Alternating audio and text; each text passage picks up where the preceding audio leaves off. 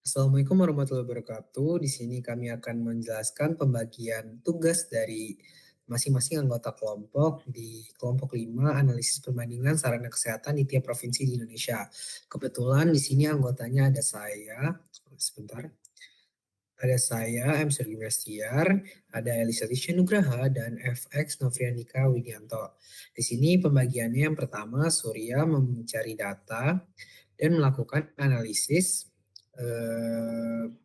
uji statistik yang ini beserta interpretasinya dan uji normalitas beserta interpretasinya. Sedangkan untuk pembagian tugas Elisa Tisha Nugraha itu dia melakukan uji homogenitas beserta dengan uji Whitney dari uji non parametrik. Dan FX itu membuat uji Kruskal-Wallis beserta uji Wilcoxon. Jadi menurut saya kelompok saya ini sudah dibagi secara merata dan sudah bekerja sama dengan baik. Terima kasih semuanya atas kerjasamanya. Dan sekian presentasi dari kami akhiri. Wassalamualaikum warahmatullahi wabarakatuh. Waalaikumsalam warahmatullahi wabarakatuh. Assalamualaikum warahmatullahi wabarakatuh. Perkenalkan, kami dari kelompok 5 akan mempresentasikan proyek Statprop UAP yang berjudul Analisis Perbandingan Sarana Kesehatan di tiap provinsi di Indonesia. Sebelumnya, perkenalkan dahulu, nama saya M. Surya Gimnastiar dengan NPM 241705111 dan partner saya. Perkenalkan, nama saya Elisa Tisha Nugraha dengan NPM 2417051018. Dan perkenalkan, nama saya FX Novriandika Widianto dengan NPM 2457051013. Oke, di sini saya lanjutkan. Untuk project review atau pengenalan project kami. Dalam proyek ini, kami akan meneliti mengenai berbagai uji data menggunakan software Minitab 16, data yang akan kami teliti mengenai jumlah fasilitas kesehatan, rumah sakit, serta puskesmas yang ada di tiap provinsi di Indonesia. Nah, untuk search datanya kami ambil dari web satu sehat Kemkes, bisa diakses di sini. Dan di sini saya akan menjelaskan tentang datanya. Datanya di sini ada jenis nakes, yaitu dari teknik biomedika, kode provinsinya masing-masing, dan ke-38 provinsi yang ada di Indonesia dimulai dari Kalimantan Timur hingga Jambi. Kemudian di sini ada jumlah puskesmas, jumlah rumah sakit, jumlah vaskes, dan data diperbaruinya kapan. Tetapi dari semua data ini atau data mentah ini kami hanya memakai data yaitu nama provinsi, jumlah puskesmas, jumlah RS, dan jumlah vaskes. Jadi clean datanya adalah keempat itu. Selanjutnya kami akan menjelaskan tentang project goals-nya atau tujuan dari project ini. Yaitu ada 4. Yang pertama ada deskripsi umum atau menyajikan gambaran umum mengenai distribusi jumlah rumah sakit, fasilitas kesehatan, dan puskesmas di Indonesia. Kemudian melakukan perbandingan antar wilayah, melakukan perbandingan jumlah rumah sakit, vaskes, dan puskes di kelompok wilayah tertentu. Kemudian melakukan korelasi antar variabel yang menganalisis hubungan sederhana antar variabel seperti jumlah masing-masing variabel dalam suatu provinsi, apakah ada yang lebih dominan atau tidak.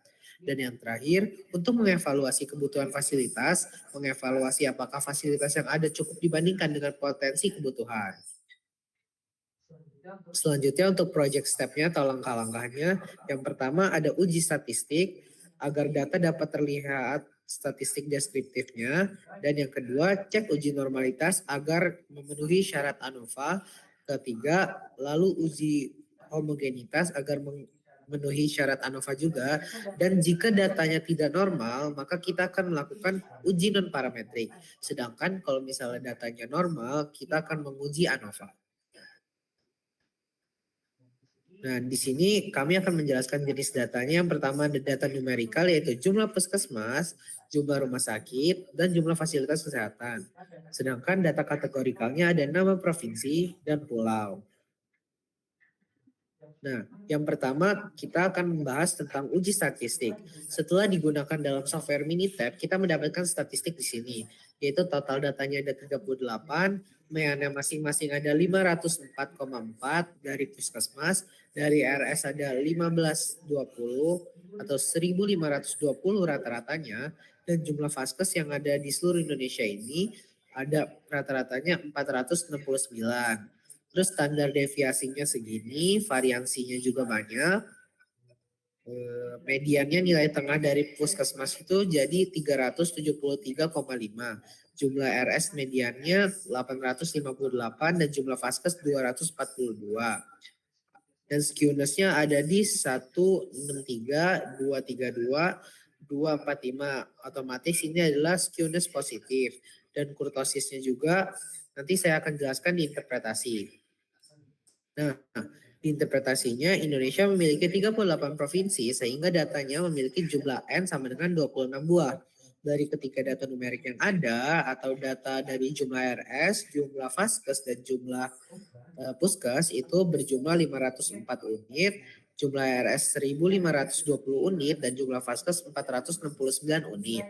Nilai tengah dari data tersebut masing-masing 375,5, 858, dan 242. Serta modus dari masing-masing data ialah 130 dan dari yang kedua itu 57 karena ngambil dari nilai yang terkecil dan 357.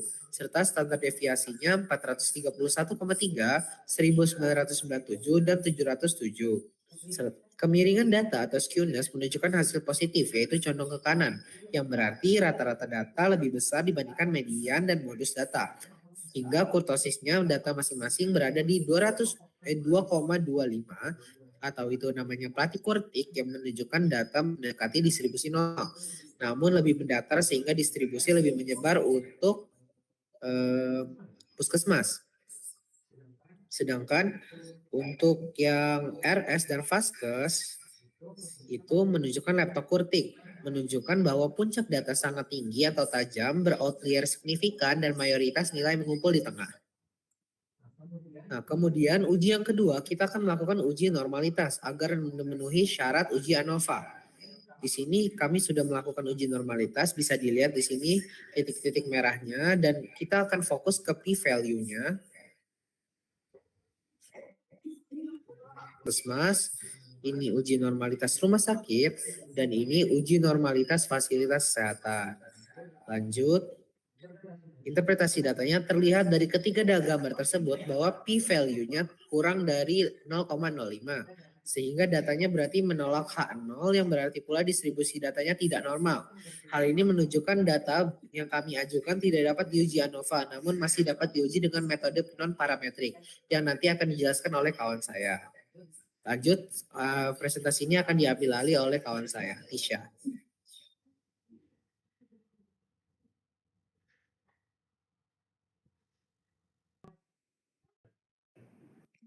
Nah, oke, selanjutnya yaitu ada uji homogenitas.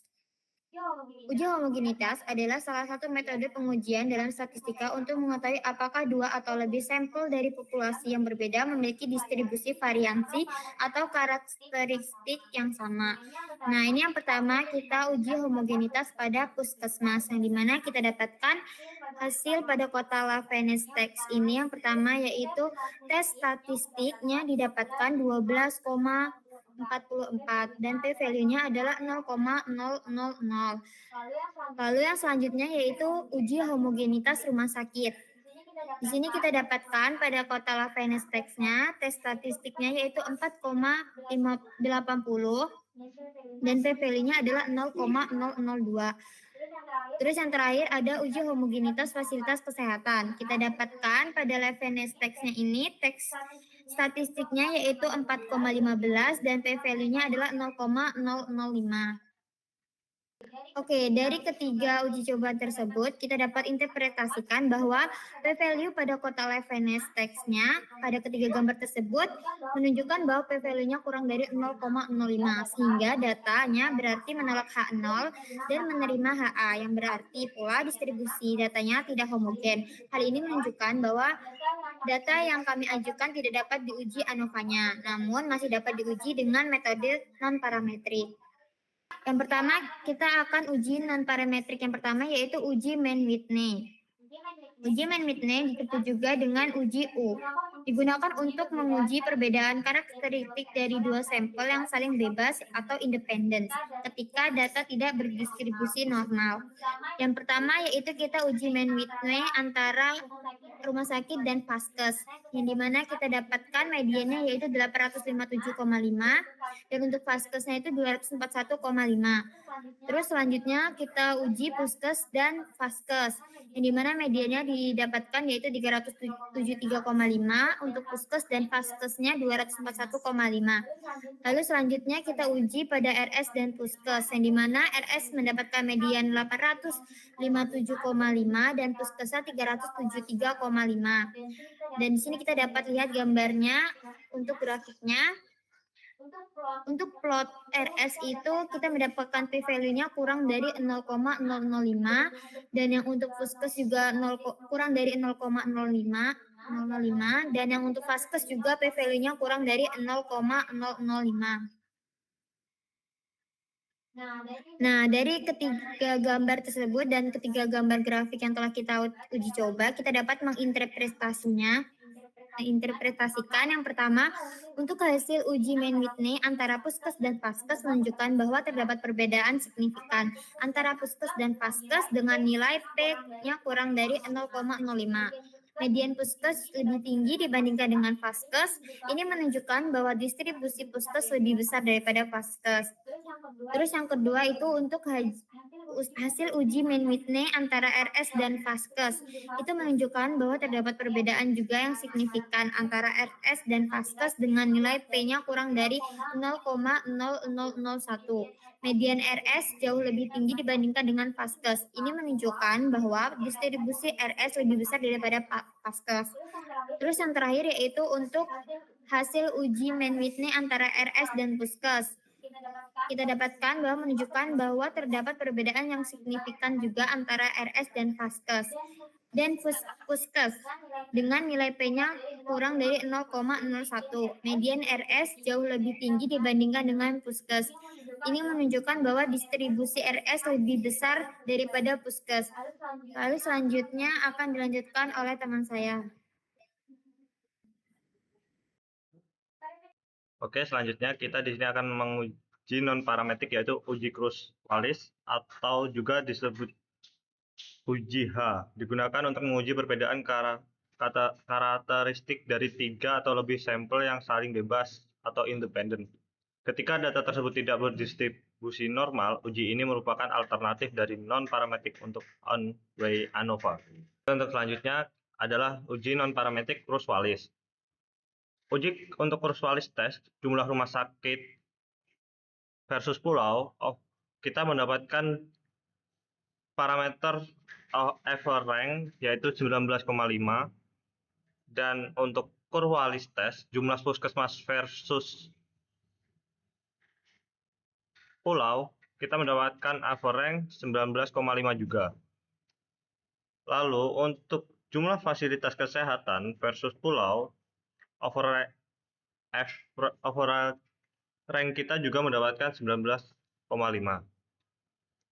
Diketahui nilai p-value pada hasil uji coba pada rumah sakit versus pulau dan fasilitas kesehatan versus pulau yaitu sebesar 0,00 atau kurang dari 0,05. Sehingga pada uji coba tersebut dapat disimpulkan bahwa ada perbedaan secara signifikan. Sedangkan hasil coba puskesmas versus pulau yaitu sebesar 0,091 lebih besar dari 0,05 sehingga dapat disimpulkan bahwa tidak ada perbedaan secara signifikan pada Pulau Sumatera, Bali, Jawa, Kalimantan, Nusa Tenggara, Papua, maupun Sulawesi.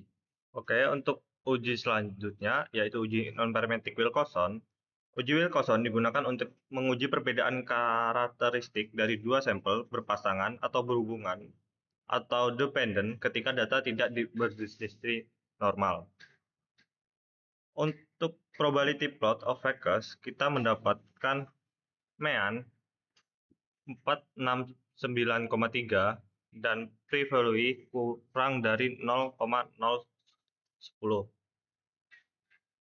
Untuk probability plot of Puskes, kita mendapatkan mean di angka 504,4 serta p-value kurang dari 0,010.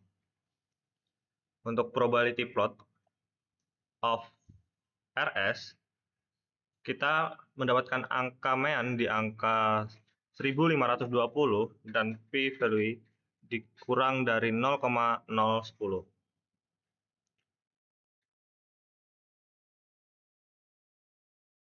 Lalu, untuk yang pertama, statistik data Wilcoxon, kita mendapatkan di angka 708 serta Wilcoxon statistik data kedua yaitu 741 dan Wilcoxon data statistik ketiga kita mendapatkan 516,5.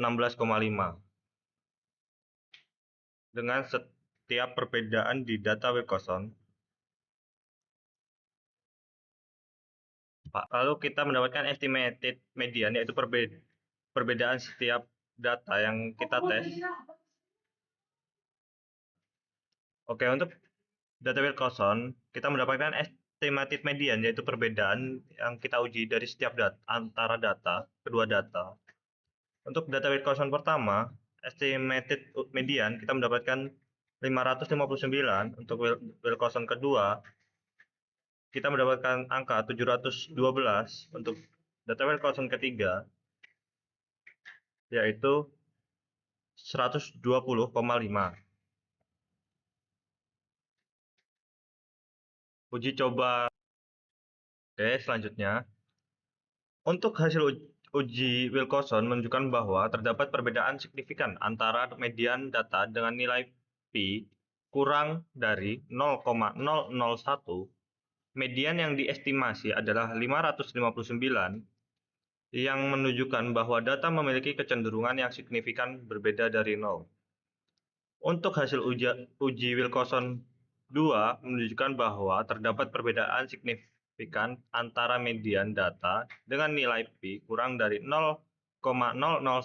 Median yang diestimasi adalah 712, yang menunjukkan bahwa data memiliki kecenderungan yang signifikan berbeda dari 0. Untuk hasil uji Wilcoxon 3 menunjukkan bahwa terdapat perbedaan signifikan antara median data dengan nilai P kurang dari 0,05. Median yang diestimasi adalah 120,5, yang menunjukkan bahwa data memiliki kecenderungan yang signifikan berbeda dari 0.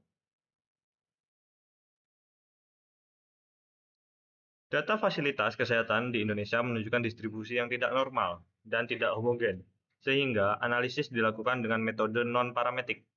Hasil analisis menunjukkan perbedaan signifikan dalam distribusi fasilitas kesehatan, yaitu puskesmas, rumah sakit, dan fasilitas kesehatan di berbagai wilayah, serta kecenderungan jumlah fasilitas yang sangat bervariasi di antara provinsi.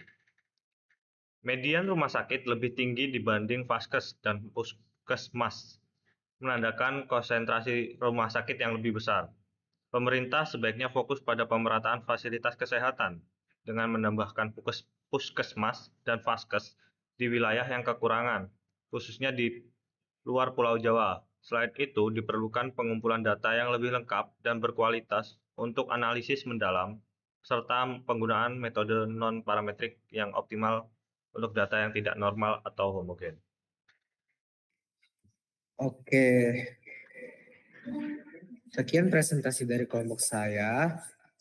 Kurang lebihnya mohon maaf. Terima kasih dan wassalamualaikum warahmatullahi wabarakatuh. Waalaikumsalam warahmatullahi wabarakatuh.